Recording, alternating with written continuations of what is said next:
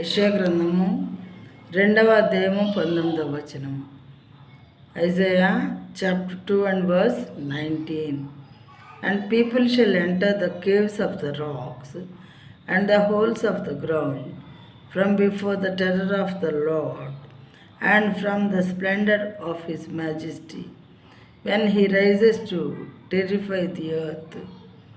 ఇది దేవుడు సెకండ్ కమింగ్లో వచ్చేటప్పుడు ఇలాంటివి జరుగుతాయంట. ప్రియమైన వాళ్ళారా, యెహోవా భూమిని గజ గజ వణికింపలేచినప్పుడు దేవుని యొక్క ప్రజెన్స్, మరి దేవుడు ఇక్కడ సెకండ్ కమింగ్లో వస్తారు కాబట్టి అప్పుడు భూమి గజ గజ వణుకుతుందంట.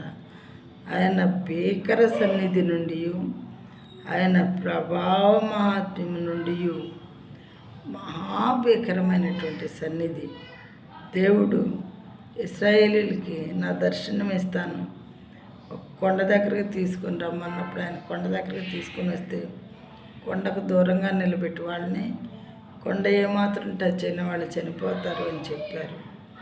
ఆయన ప్రభావము ఆ కొండ మీదకి దిగినప్పుడు ప్రభావాన్ని మాత్రమే, మరి ఆయన్ని ముఖదర్శనం అనేది ఎవరు కూడా చేయలేరు, బ్రతకలేరు మానవులని బైబిల్ గ్రంథంలో రాయబడి ఉన్నది. దేవుని ప్రజెన్స్ అక్కడ ఉన్నది అనటానికి గుర్తుగా ఏదో ఒక రకమైనటువంటి మరి భయంకరమైనటువంటి పరిస్థితులు అక్కడ నెలకొని ఉంటాయి, మరి భీకరమైన పరిస్థితులు నెలకొని ఉంటాయి. దాన్ని చూసి అమ్మో దేవుని సన్నిధి అని చెప్పి అనుకోవటం. అక్కడ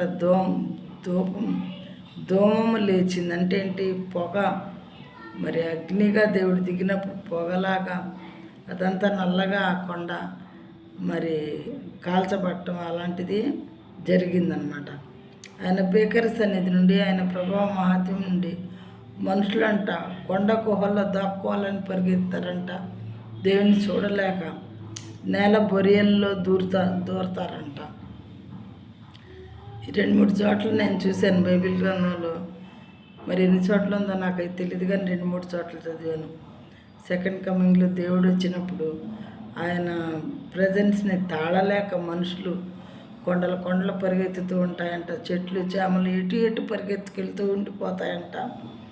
మరి సృష్టిలోని సమస్తము గడగడలాడుతూ పారిపోయేదిగా ఉంటాయంట.